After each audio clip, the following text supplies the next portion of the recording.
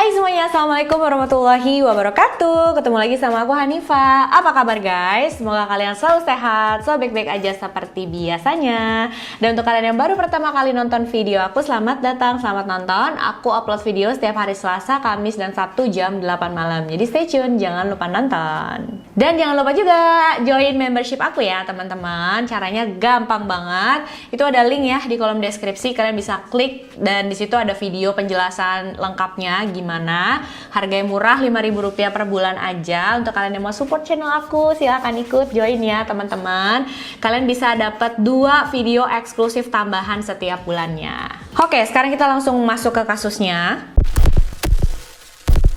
Jadi kasus yang mau aku bahas hari ini terjadi di Jepang dan ini luar biasa menyedihkan banget ya teman-teman. Kata orang-orang kan kasih ibu itu sepanjang jalan ya teman-teman. Tapi kayaknya dalam kasus ini nggak tahu deh, biar kalian nilai sendiri ya guys. Tanpa panjang lebar lagi, langsung aja lah yuk kita bahas kasusnya.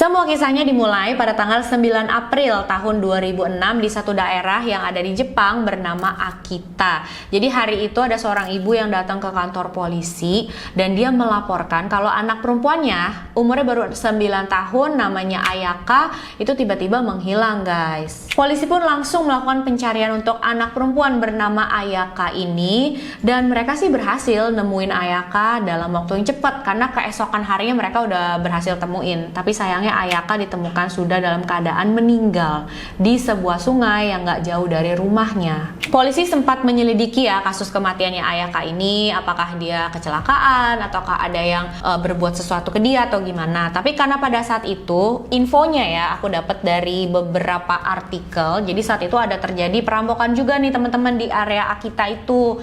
Ya polisi pun lebih fokus sama perampokan tersebut karena mereka pun saat itu nggak bisa menemukan sesuatu yang janggal dalam kasus kematian Ayaka ini. Makanya mereka menduga kalau Ayaka ini cuma ya kepleset aja gitu ya pada saat bermain-main di pinggir sungai dan akhirnya dia tenggelam gitu loh teman-teman. Karena menurut polisi saat itu mereka nggak bisa menemukan hal yang janggal gitu ya yang membuktikan kalau Ayaka ini dijahatin sama seseorang bukan karena kecelakaan.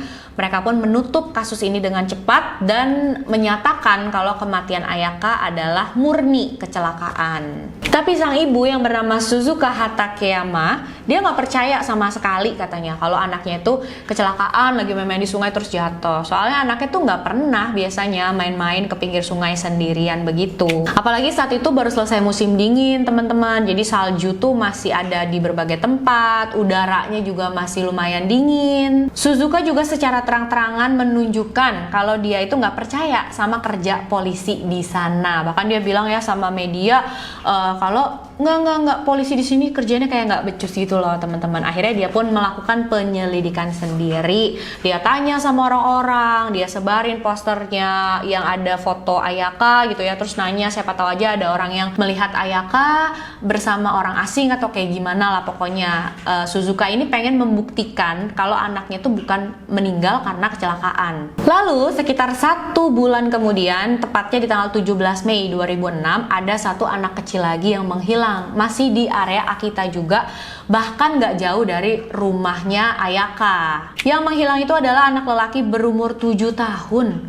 Masih kecil banget guys, baru kelas 1 SD, namanya Goken. Goken Yoneyama pulang sekolah sekitar jam setengah 4 sore, tapi setelah pulang sekolah itu dia nggak sampai di rumah dan nggak tahu lagi keberadaan di mana. Tiba-tiba dia menghilang. Hari itu juga orang tuanya langsung datang ke polisi dan melapor. Polisi pun langsung melakukan pencarian untuk Goken. Sama seperti kasusnya Ayaka, kepolisian juga nggak butuh waktu lama untuk menemukan Goken. Keesokan harinya mereka menemukan Goken di pinggir sungai yang gak jauh dari rumahnya. Tapi sungainya beda dengan jasad Ayaka ditemukan tadi, cuma emang gak berjauhan gitu. Dan Goken pun sudah ditemukan dalam keadaan meninggal. Dari otopsi yang mereka lakukan, mereka bisa yakin kalau Goken meninggal karena dicekik. Ya Allah, siapa ya yang tega ya, anak 7 tahun kelas 1 SD gitu loh teman-teman. Aduh.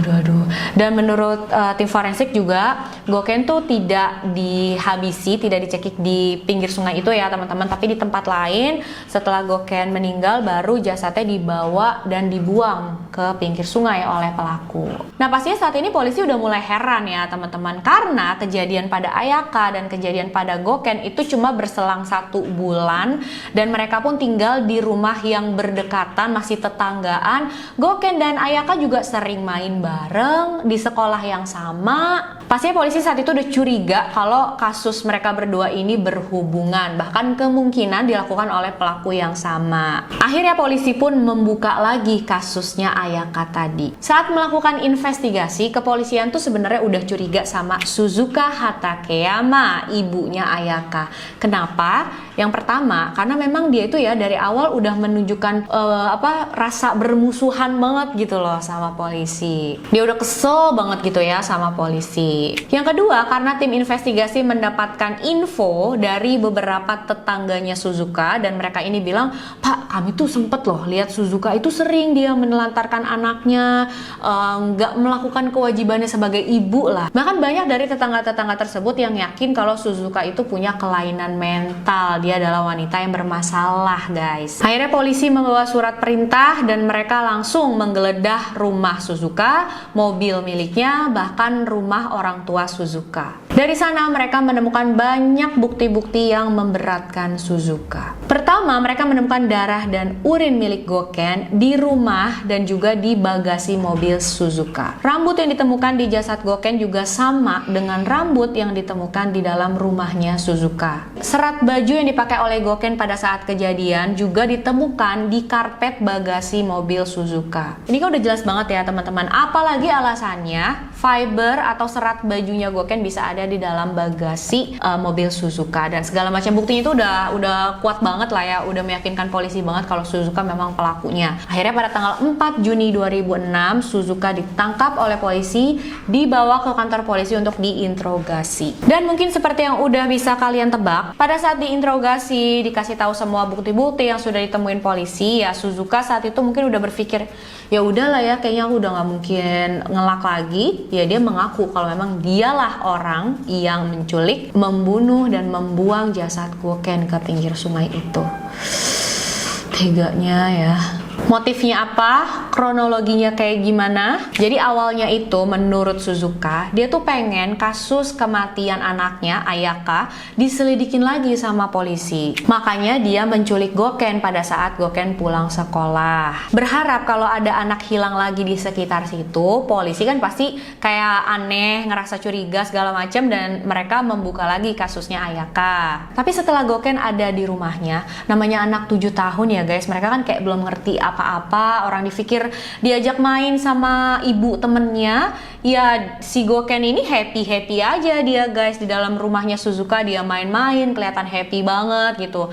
Dan Suzuka ngelihat Goken happy banget begini, dia ngerasa kesel dan cemburu, karena dia bilang kayak, loh kok ini anak bisa happy-happy aja, dan dia ngebayangin si Ayaka nih gimana gitu kan. Sedangkan Goken di sini happy banget, dia kesel dan akhirnya memutuskan untuk membunuh Goken. Di dalam pikirannya Suzuka, kalau dia menghabisi Goken, jadi Goken nanti bisa nemenin Ayaka di alam baka. Jadi anaknya tuh di alam baka nggak main-main sendirian kesepian gitu. Sinting banget kan ya teman-teman, nggak gitu juga kali ya. Terus gimana dengan kematian Ayaka? Awalnya Suzuka nggak ngaku ya kalau dia pelaku yang telah menghabisi anaknya sendiri. Tapi setelah didesak oleh polisi, akhirnya Suzuka ngaku juga guys. Suzuka bilang sama polisi kalau dia dan anaknya hari kejadian itu sedang melihat sungai dari pinggir jembatan. Terus Ayaka nih tiba-tiba punya permintaan, bilang, "Ibu, ayo dong kita lihat sungainya dari jarak yang lebih dekat, soalnya aku pengen lihat ikannya lebih jelas." Dan menurut Suzuka, pada saat begitu entah gimana ceritanya, tiba-tiba Ayaka nih jatuh ke sungai.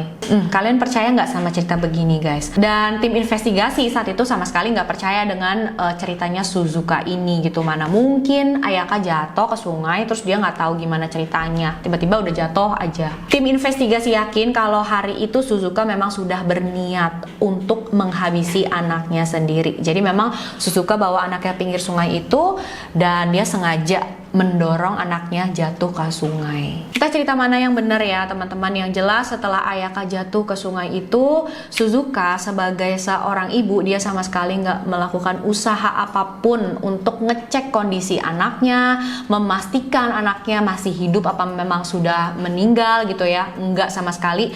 Bahkan dia berbohong ya ke semua orang termasuk polisi. Pura-pura jadi ibu yang sedih kehilangan anaknya, padahal dia tahu apa yang terjadi dan dia nggak ngomong. Menurut tim investigasi juga, kenapa Suzuka tuh ngotot banget gitu ya, pengen kasus Ayaka diselidikin lagi, dia bukan kecelakaan segala macam.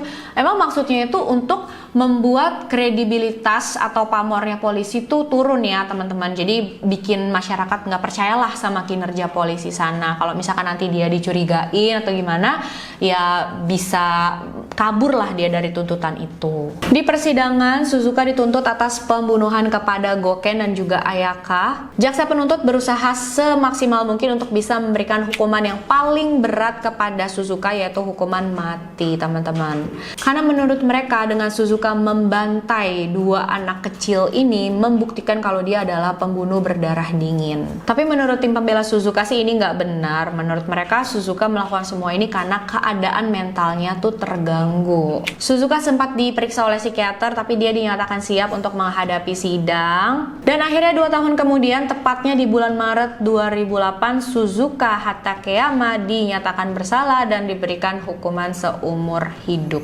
Sementara untuk motif kenapa Suzuka tega menghabisi anak kandungnya sendiri, nggak ada yang benar-benar tahu ya guys. Apa dia merasa berat banget menjadi ibu tunggal selama bertahun-tahun dan akhirnya dia meluapkan semua kekesalannya, semua rasa depresinya kepada anaknya, dan setelah anaknya jatuh ke sungai itu, apakah dia menyesal, sedih, atau malah lega? Nggak ada yang tahu ya. Yang jelas setelah anaknya jatuh itu ya dia nggak melakukan usaha apapun. Dan akibat ini 2 anak kecil yang nggak punya salah apa-apa malah jadi korban. Mirisnya lagi, kalian tahu nggak sih, ternyata ada salah satu warga di sana yang melihat Ayaka dengan Suzuka diri gitu ya di pinggir jembatan pada hari kejadian. Tapi dia tuh nggak lapor ke polisi, dia diam aja. Pada saat polisi mencari Ayaka menghilang, bahkan pada saat Ayaka sudah ditemukan dalam keadaan meninggal, saksi tersebut tetap nggak datang ke polisi untuk bilang tentang hal ini. Nggak tahu kenapa ya teman-teman, mungkin takut dia yang disalahin atau gimana, atau dia mikir kalaupun aku ngomong nggak bakal ada perubahan atau gimana, aku juga nggak ngerti. Kepolisian di sana bilang kalau aja orang itu datang ke mereka lebih cepat, mungkin nggak bakalan ada korban selanjutnya gitu loh. Mungkin pada saat kasusnya Ayaka semuanya sudah terungkap dan ya Suzuka sudah bisa ditangkap oleh polisi. Walaupun memang banyak juga nih pihak yang bilang ya kepolisian di sana juga berarti nggak menyelidiki dengan teliti dong gitu. Kenapa? Emang orang itu nggak sampai ditanyain sih sama polisi teman-teman. Jadi kepolisian di sana pun mengaku ya kalau mereka mungkin belum melakukan investigasi dengan teliti banget gitu ya. Menurut kalian gimana tentang kasus ini guys? Jangan lupa komen ya apa pendapat kalian. Hukuman untuk Suzuka tuh menurut kalian seumur hidup cukup nggak sih? Makasih banyak udah nonton videonya sampai akhir. Jangan lupa like, subscribe, dan share video ini sebanyak-banyaknya juga supaya makin banyak yang nonton, aku makin semangat bikin videonya. Untuk kalian yang mau request juga boleh ya guys. Silahkan kirim DM ke Instagram aku, Hanifah Story 92. Sampai jumpa di video selanjutnya guys. Bye-bye!